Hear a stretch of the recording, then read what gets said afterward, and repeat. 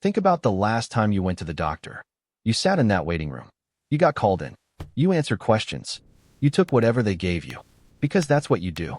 Because the entire relationship between a patient and a doctor is built on one thing and one thing only: trust. You trust that they know more than you do. You trust that they're acting in your interest.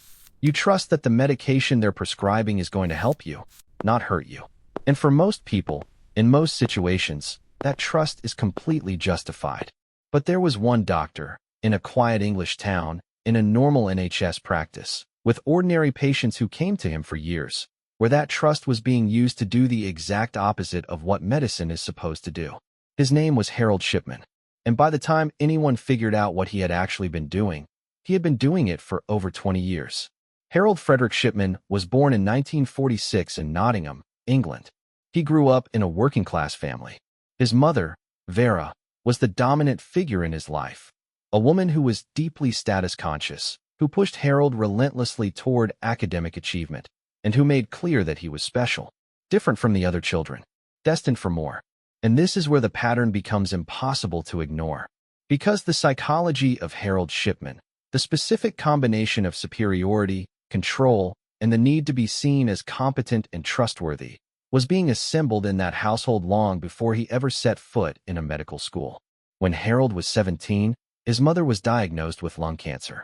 He watched her deteriorate over the following months. And in her final weeks, he watched the family doctor visit regularly, administering morphine injections to manage her pain. He saw, firsthand, what that medication did, how it eased her suffering, how it could, in the right hands, control the experience of dying completely. Vera Shipman died in 1963. Harold was 17. He applied to medical school shortly after. He qualified as a doctor in 1970 and began working as a general practitioner in Yorkshire. He was, by all accounts, competent, popular with patients, attentive, patient, the kind of doctor who remembered names, who made elderly patients feel genuinely cared for. Yeah, that reputation was going to matter a great deal later. Because it was precisely that reputation, the warm, trusted family doctor, that made what came next not just possible, but invisible. His first confirmed brush with serious trouble came in 1975, when he was caught forging prescriptions for pethidine, a powerful opioid painkiller, for his own personal use. He was addicted. He was fined and briefly forced to leave his practice for treatment. And then, and this is the part that will make you pause, he was allowed to return to medicine. He went through a rehabilitation program, demonstrated sobriety, was cleared to practice again. He joined a group medical practice in Hyde, Greater Manchester in 1977. And the checks, at that point, were done. The concern, at that point, was considered resolved. And now, this is no longer just a personal failing that got addressed. This is an institution deciding that a man with a documented history of illegally obtaining controlled substances was safe to go back to work, alone, unsupervised, in direct contact with vulnerable patients. He worked there for nearly 2 decades. What Shipman was doing, what he had likely been doing since the late 1970s, and certainly by the early 1980s, followed a pattern so consistent and so clinical that investigators later described it as methodical rather than impulsive. He targeted primarily elderly patients, women more than men, people who lived alone, people who trusted him completely and who, in many cases, had no close family members scrutinizing their health. The method was always the same. He would visit a patient, sometimes at their home, sometimes at the surgery. He would administer a lethal dose of diamorphine. Diamorphine is the pharmaceutical name for heroin in its medical form. It is a legitimate medication used in controlled doses for pain management in terminally ill patients. Shipman had legitimate access to it as a practicing GP, and he was stockpiling it. By overprescribing diamorphine to actual dying patients and recording larger doses than were administered, he built up a private supply that he kept for a different purpose entirely. The injection itself took minutes. The patient would lose consciousness quickly. Death would follow shortly after. And Shipman, as the attending physician, had both the authority and the paperwork to sign the death certificate himself. Cause of death, natural causes, heart failure, old age, complications of existing illness. All plausible, all expected in elderly patients, all completely unverifiable without a toxicology report.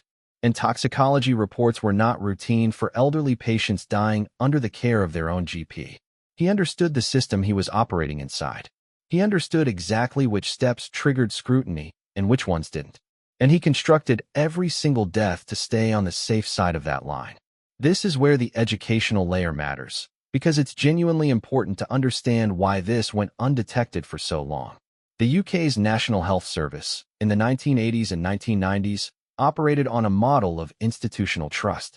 General practitioners were considered the first and most important layer of patient care.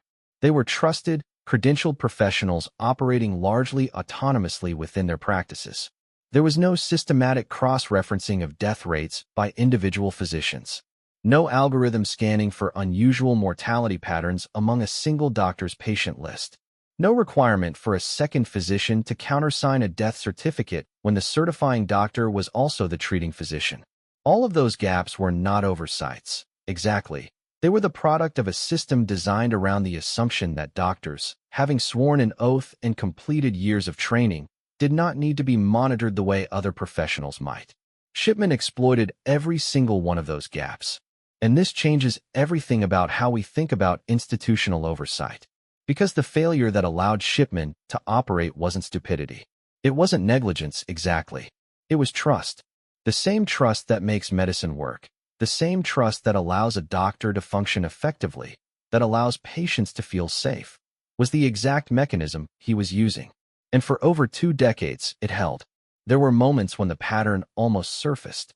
A local funeral director named Alan Massey noticed, in the mid-1990s, that an unusually high number of Shipman's patients were dying, and that many of them were found sitting upright or in positions that suggested sudden death rather than a slow decline. He raised concerns with a local doctor. An informal review was conducted. No evidence of wrongdoing was found. Shipman was cleared. And then, in 1998, he made the mistake that finally unraveled everything. A patient named Kathleen Grundy, 81 years old, a former mayoress of Hyde, active, healthy, by all accounts in good condition for her age. She died suddenly in June 1998 after a visit from Shipman. Shipman signed her death certificate. Cause of death, old age. And then a copy of her will surfaced. A will that had been recently altered. A will that left her entire estate, worth approximately £386,000, to one Harold Frederick Shipman. The will was crudely typed. The signature looked wrong. Kathleen Grundy's daughter, a solicitor herself, took one look at it and went straight to the police. Yeah, after 20 years of surgical precision, that was the move. Kathleen Grundy's body was exhumed. Toxicology found lethal levels of diamorphine in her system. And then the investigators started pulling the thread. Because once they had one confirmed case, and once they started looking at Shipman's patient list with fresh eyes, the pattern became visible immediately. His patients were dying at a rate far higher than statistical norms for any comparable GP practice. They exhumed more bodies, found diamorphine in case after case, began building a picture that was, in scope and duration, almost impossible to absorb.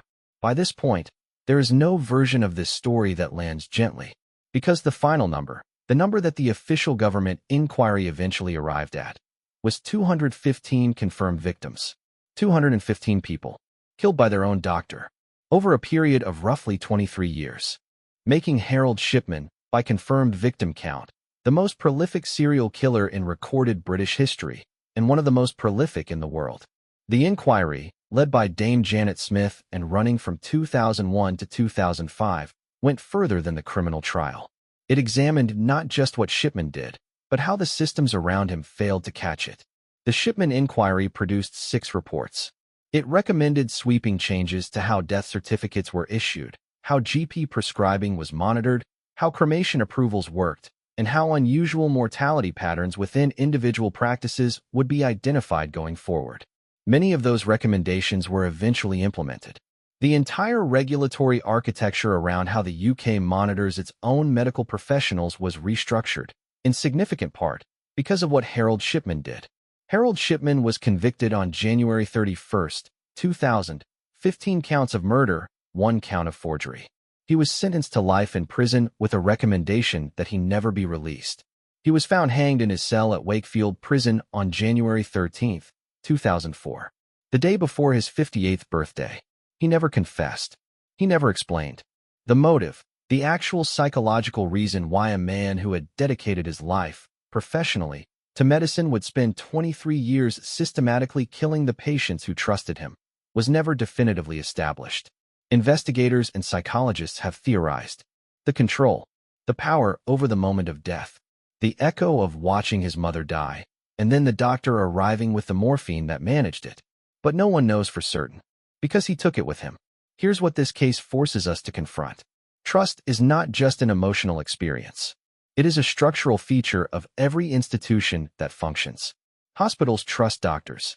Patients trust doctors. The legal system trusted doctors enough to let them certify the deaths of their own patients without independent verification. That trust is, in almost every case, completely reasonable. But it creates a specific and largely invisible vulnerability. Because the same features that make a trustworthy professional effective, autonomy, authority, patient rapport, institutional respect, are the exact features that make a bad actor operating inside that role almost impossible to detect. The system is not designed to look for this. It is designed to process the overwhelming majority of normal cases as efficiently as possible. And in that design, rational, logical, largely correct, there is a gap. Harold Shipman lived in that gap for 23 years, and 215 people paid for it. So here's the question I genuinely want you to think about. The criminal you can see coming, the threat you can recognize, the danger you can prepare for, is, in some ways, the easier problem. What do you do about the threat that looks exactly like safety? The doctor, the teacher, the authority figure you've been taught your whole life to trust without question. How do you protect yourself from something that the entire system is designed to tell you isn't a threat? Leave it in the comments. Because I don't think there's a clean answer, and I want to know what you think.